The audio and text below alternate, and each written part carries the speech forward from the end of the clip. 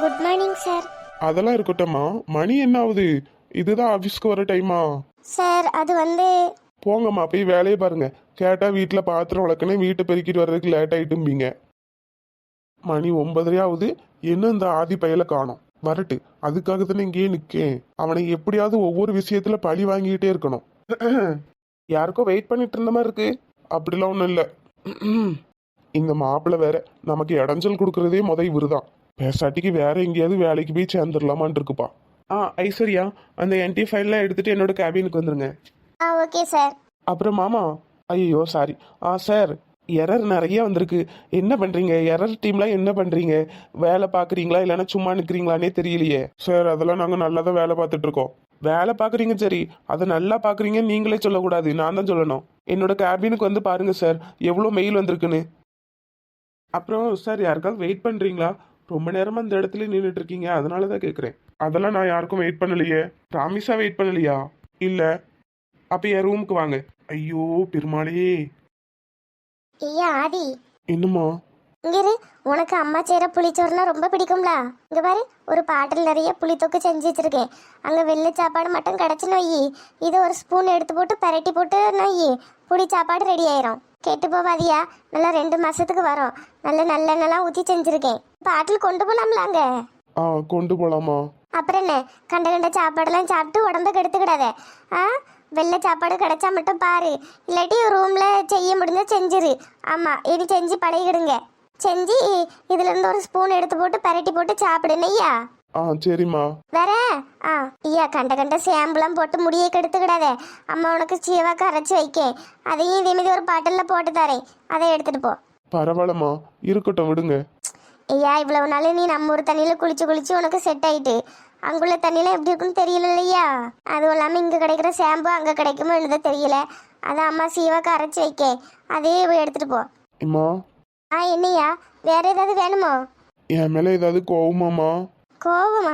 உன் மேலே இருக்கே நான் கோவப்பட போகிறேன். என்ன, 3 வருஷம் ஒன்று பார்க்க முடியாது, அதான் கொஞ்சம் வருத்தமாக இருக்கு. ஆனால் உன்னையும் நினச்சா பெருமையாக இருக்கியா?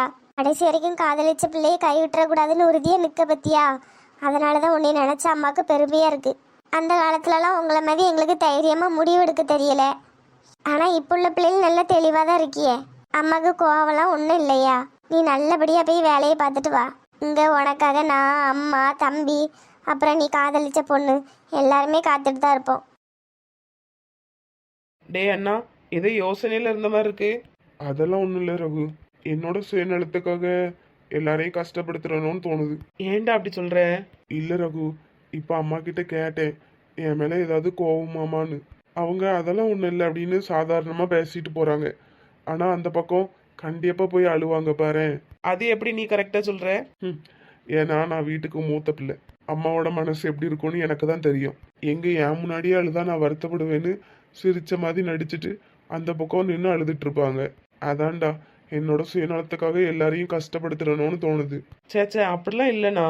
அது 3 வருஷம் ஒன்றை பார்க்க முடியாதுல்ல, அதான் அம்மாவுக்கு கஷ்டமாக இருந்திருக்கும்.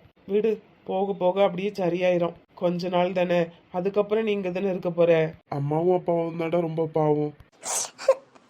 எப்படி 3 வருஷம் என் பையனை பார்க்காம நான் இருக்கிறேன்?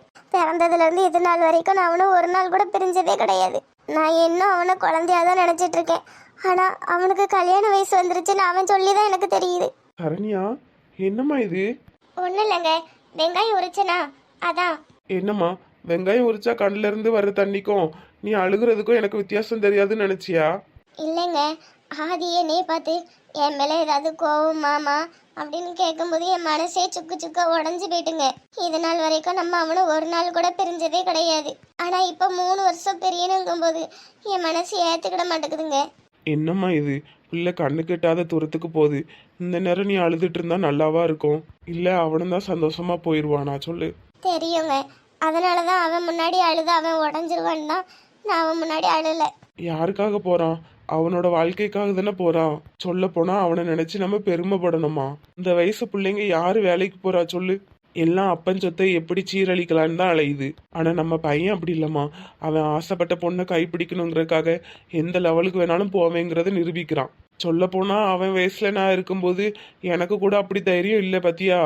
அவன் இவ்வளவு தைரியமா முடிவெடுக்கிறான்னா அப்ப அவன் எந்த அளவுக்கு தெளிவா இருப்பான்னு நீனே நினைச்சுக்க.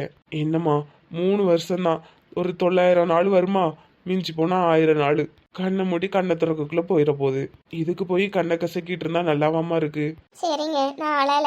ஆ, தம்பி கொண்டு போறதுக்கு தேவையானதெல்லாம் ரெடி பண்ணுமா. ஆ சரிங்க. May come in sir. வாங்க. என்னாச்சு சார், என்ன பிரச்சனை? இல்லை, எனக்கு ஒன்று மட்டும் புரியல. ஒரு ஃபார்மை எத்தனை பேர் தான் எரர் பார்ப்பீங்க? ட்ரைனிங் பண்ணுறவங்க அந்த ஃபார்மை பண்ணுறாங்க, அதுக்கப்புறம் ஃபஸ்ட் டீம் அடிக்கிறாங்க, செகண்ட் டீமு, 10வது குறைக்கு எரர் டீம்னு வேற ஒரு 4 பேர் உட்காந்துக்கிட்றீங்க. இத்தனை பேரும் செக் பண்ணி அந்த ஃபார்ம் போயிட்டு திரும்ப ரிட்டர்ன் வருதுன்னா அப்போ அதில் என்ன எரர் மிஸ்டேக் இருக்குன்னு பார்க்க மாட்டீங்களா? சார், நான் நல்லா தான் பார்த்து செக் பண்ணி தான் அனுப்புனேன். செக் பண்ணி அனுப்புனா எப்படி சார் அது எரரில் வரும்? பாருங்க, எவ்வளோ பெனால்ட்டி விழுந்திருக்குன்னு பாருங்க சார். இந்த பெனால்ட்டிலாம் இப்போ யார் கட்டுறது?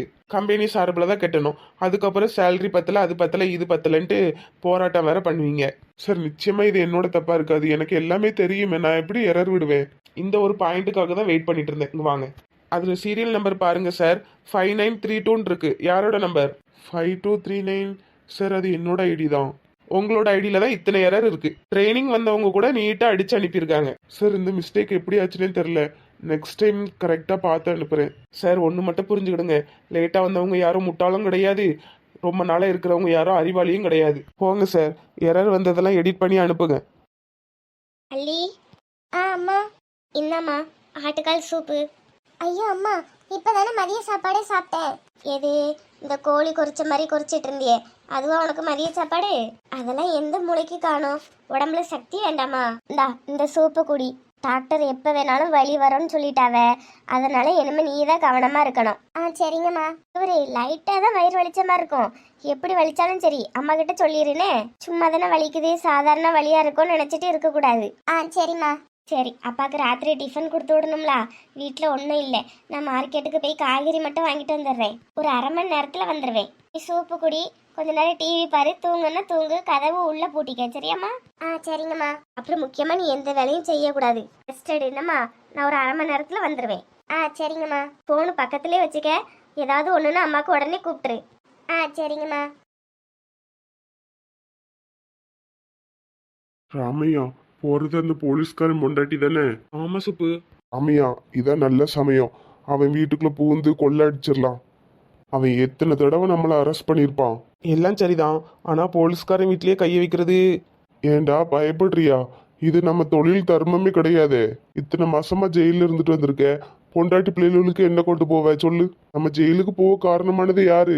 அந்த போலீஸ்காரன் தானே. அவன் வீட்லயே திருடனா தப்பே இல்லை. அப்போ சுப்பையா நம்பி இறங்கலாமா? இறங்கு, பாத்துக்கலாம். கதவை பூட்டவே இல்லை அந்த பொம்பளை, மறந்துட்டு போயிட்டாலோ? அதெல்லாம் மறந்துருக்க மாட்டாவ. போலீஸ்காரன் வீடுங்கிற திமிரு, போலீஸ்காரன் வீடு தானே, யாரு வந்துட போறாங்கிற திமிர்ல போயிருக்கோம். இந்த ராமையாவும் சுப்பையாவும் வருவோம்னு அவங்களுக்கு தெரியாதுல்ல. இறங்குறோம், கையில கிடைக்கிறதெல்லாம் எடுக்கிறோம். சரி. ஐயோ, அம்மா வேற கதவு கொண்டு வைக்க சொன்னாங்களே. சரி, நம்ம தான் தூங்க போறது இல்லையே, இங்க தானே உட்காந்துருக்க போறோம். அம்மா வந்தா பாத்துக்கலாம். ஐயோ, இந்த வழியை நினைச்சாலே பயமா இருக்கு. ஆளாளுக்கு ஒவ்வொரு விதமா சொல்றாங்க, எதைதான் நம்புறதுன்னே தெரியல. இந்த டைம்ல மாமா கூட இருந்தா கொஞ்சம் நல்லா இருக்கும்ல. அடுத்த வாரம் கூட்டு பார்க்கலாம், ஒரு வாரம் என் கூட வந்து இருங்கன்னு. அத்தை கிட்ட சொன்னா அனுப்பி வச்சிருவாங்க, ஆனா இந்த மாமா தான் ரொம்ப வேலை இருக்கு அது இருக்குன்னு பிஹேவ் பண்ணுவாங்க. என்னடா போலீஸ்காரன் வீடு அப்படி இருக்கும் இப்படி இருக்குன்னு பார்த்தா உள்ள ஒண்ணுமே இல்ல.